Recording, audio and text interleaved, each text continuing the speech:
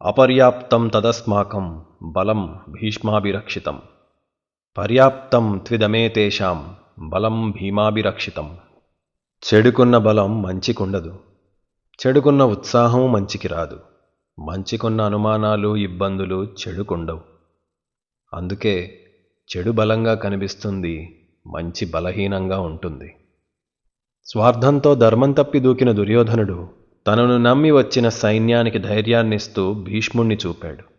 ఆయన వెనకున్న వీరులని చూపాడు. తాతగారు భీష్ముడు ఓటమిరగని మహావీరుడు.